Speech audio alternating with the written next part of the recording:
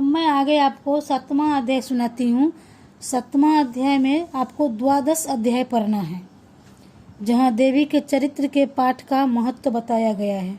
बिजली की रस्सी दृश्य प्रभाव बाली सिंह के ऊपर स्थित भाल और ढाल लिए 9 कन्याओं से युक्त तथा हाथों में चक्र, गदा, तलवार, ढाल, बाण, धनुष, त्रिशूल लिए और धनुष्य की डोरी को तर्जना से बजाती हुई मस्तक पर चंद्रमा को धारण किए हुए ऐसी 3 आँखों वाली दुर्गा देवी को मैं भजन करती हूँ। देवी बोली, जो मनुष्य एकाग्र मन से नित्य प्रिय इस स्तोत्र दुर्गा सप्तशती से मेरी प्रार्थना करता है, उस समय की समस्त बाधाओं को मैं निश्चय ही समन कर लेती हूँ। मधुकैटभ का विनाश, महिषासुर का घात और शुंभ निशुंभ के वध के चरित्र का कीर्तन करेंगे। जो कोई मनुष्य अष्टमी, चतुर्दशी तथा दोनों पक्षों की नवरात्रि का एकाग्र मन से मेरे इस महात्म्य को भक्ति सहित श्रवण करेगा, उनके समस्त पाप तथा पापों से उत्पन्न आपत्ति दूर हो जाएगी। इसके उनको न दरिद्रता होगी और न उनके स्वजनों का वियोग होगा। ऐसे मनुष्य को दुश्मन, चोर, राजा, शस्त्र, अग्नि और जल आदि से भय नहीं रहता। इस कारण एकाग्र मन से मेरे इस महात्म्य का भक्ति सहित पाठ करना और श्रवण करना चाहिए। मेरा यह महत्स्य महामारी से उत्पन्न समस्त उपद्रव तथा तीनों प्रकार के संतापों का शमन करता है। जिस स्थान पर भली प्रकार नित्य प्रति मेरे महत्स्य का पाठ किया जाता है, उस स्थान को मैं कदापि नहीं छोड़ती हूँ। मैं वहाँ सदा वास करती हूँ। बलिदान पूजा, मैं वहाँ सदा वास करती हूँ। बलिदान, पूजा, यज्ञ और अन्य महोत्सव आदि में मेरा यह महोत्सव पाठ करने और श्रवण करने योग्य है। जानकर या अनजाने में जो भी बलि, पूजा तथा हवन किया जाता है, उसे मैं प्रसन्न हृदय से ग्रहण करती हूँ। प्रतिवर्ष शरद काल में जो महापूजा की जाती है, उस समय यह मेरा महत्स्य शक्ति सहित श्रवण करने से मनुष्य समस्त बाधाओं से निर्मुक्त होकर मेरी कृपा से निश्चय ही धन, ध्यान तथा पुत्र पौत्रों से परिपूर्ण हो जाती है। और जो मनुष्य मेरे इस महत्स्य तथा शुभ उपत्तियों को और पराक्रम को श्रवण करता है, वे युद्ध में निर्भय हो जाते हैं, उसके शत्रु नष्ट हो जाते हैं तथा कल्याण प्राप्त हो जाता है और उसका वंश हमेशा प्रसन्न रहता है। जो हमारे महत्स्य को श्रवण करता है, शांति कर्मों में खोटे स्वप्न देखने पर भयंकर ग्रह पीड़ा में जो मनुष्य मेरे इस महत्स्य को सुनता है, उसके समस्त कष्ट शांत हो जाते हैं तथा दारुण ग्रह पीड़ाएं शमन हो जाती है और खोटे स्वप्न भी अच्छे हो जाते हैं। यह मेरा महत्स्य बाल ग्रह में ग्रस्त हुए बालकों को शांति दाता है तथा परंपर के विरोध को मिटाकर मैत्री उत्पन्न करने वाला है। दुराचारी मनुष्य के बल का नाश करने में श्रेष्ठ है और इसके पाठ करने मात्र से राक्षस, भूत और पिशाचों का विनाश हो जाता है। यह मेरा महत्स्य मनुष्य को मेरे समीप लाने वाला उत्तम और पशु, पुष्प, अर्धपान, गंध, दीप, ब्राह्मणों के भोजन, हवन और रात्र दिन का अभिषेक तथा नाना प्रकार के भोग चढ़ाकर निरंतर 1 साल तक पूजने से जितना मैं खुश होती हूँ, उतनी ही प्रसन्न इस महत्स्य के सुनने से होती हूँ। मेरे महत्स्य के श्रवण करने से समस्त पाप नष्ट हो जाते हैं तथा सब रोग दूर हो जाते हैं और मेरे इस जन्म के कीर्तन करने से मनुष्य को शत्रु भय नहीं रहता।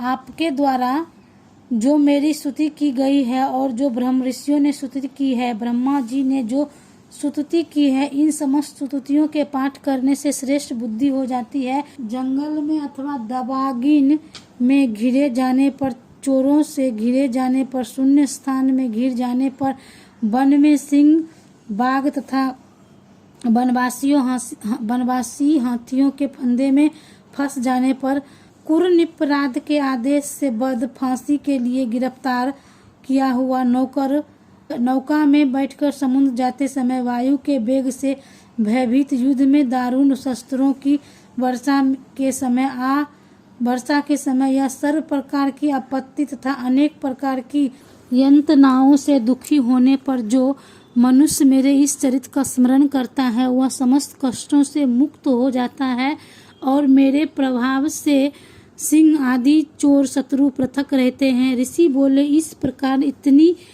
कथा कहकर चंड विक्रमा भगवती चंडिका देवी समस्त देवताओं को देखते ही देखते वहां से अंतर्ध्यान हो गई और सभी देवता निर्भय होकर पूर्वतः अपने अपने अधिकार पर थे।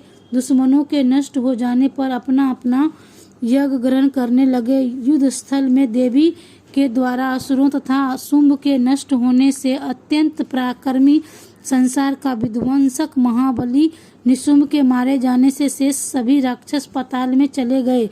हे राजन, भगवती देवी इस भांति अनेक बार जन्म लेकर संसार की रक्षा करती है। वही इस विश्व को मोहित कर रखी है और वह ही प्रकट करती है और मांगने पर प्रसन्न होकर विज्ञान और सिद्धियां प्रदान करती है। हे राजन, जिस समय प्रलय काल में महाबली से महाकाल रूप यह समस्त ब्रह्मांड विख्यात हो जाता है, उस समय प्रलय काल में वह देवी महामारी और उत्पत्ति काल में ऋषि के रूप में होती है और पालने के समय वह सनातनी प्राणियों की स्थिति का हेतु होती है। वही देवी कल्याण के समय मनुष्यों को अनेक प्रकार का ऐश्वर्य और लक्ष्मी की वृद्धि करती है और उसी अभाव यानी आपत्ति काल में लक्ष्मी आदि का नाश करती है।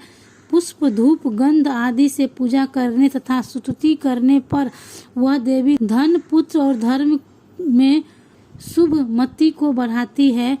त्रयोदश अध्याय सुनिए। सातवें दिन ये अध्याय भी पढ़ा जाता है, इसका नाम है त्रयोदश अध्याय। यहाँ पर सुथुर और वैश्य को देवी से जो वरदान मिला है उसके बारे में लिखा गया है। तो अभी मैं आपको 7वें दिन का त्रयोदश अध्याय सुनाती हूँ। बाल सूर्य अस्त के तुल्य देह का प्रभाव, चारों भुजाओं के पास अंकुश वर अभय को लिए 3 नेत्र वाली शिवा को मैं भजती हूँ। ऋषि बोले, हे राजन, भगवती का यह श्रेष्ठ महत्व मैंने तुमको सुना दिया। संसार को धारण करने वाली भगवती का ऐसा ही प्रभाव है। भगवान विष्णु की माया जिससे जो विवेक उत्पन्न होती है वही तुमको और समाधि वैश्य हम सबको समान विवेक वेद शास्त्र के ज्ञान पुरुषों को मोहित हुए हैं तथा अन्य मोहे जाएंगे। इन कारण हे राजन, आप उस परमेश्वरी की शरण में जाइए और वही भगवती आराधना करने से मनुष्य को स्वर्ग आदि देती है।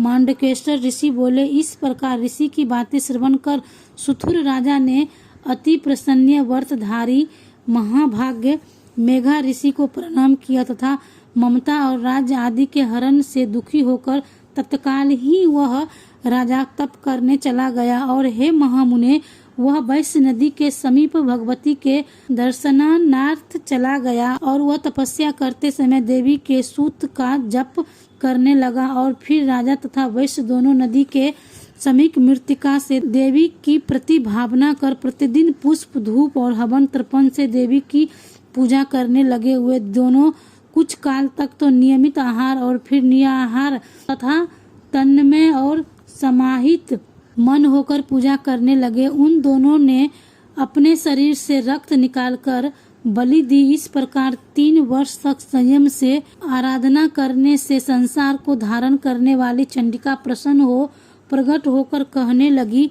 देवी बोली, हे राजन सुथुर और हे वैश्य, तुम दोनों मुझसे जो वरदान चाहो सो मांगो, मैं तुम दोनों पर प्रसन्न हूँ, जो चाहोगे वही दूंगी। मांडकेश्वर ऋषि बोले, निरंतर राजा बोला कि मुझे अगले जन्म में अखंड राज्य मिले और इस जन्म में भी अपने बल से शत्रुओं के बल को नष्ट करके अपना राज प्राप्त करूं। वैश्य ने विरतक हो यह मेरा और मैं का मोह और संग को पृथक करने वाला ज्ञान मांगा। देवी बोली, हे राजन, आपातकाल में ही तुम अपने राज्य को प्राप्त करोगे।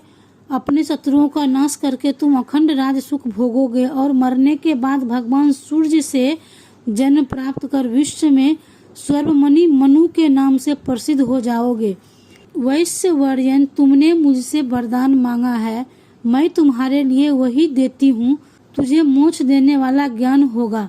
मांडकेश्वर ऋषि बोले, इस तरह देवी राजा और वैश्य को इच्छा अनुसार वरदान देकर तथा भक्ति युक्त प्रार्थना करने पर तत्काल ही अंतर ध्यान हो गई। इस प्रकार सुथुर राजा देवी से इच्छित वर प्राप्त कर सूर्य देव से स्वर्णों में पैदा होकर स्वर्णिका मनु नाम से प्रसिद्ध होगा। यहाँ पर 7वें दिन का कथा समाप्त होती है।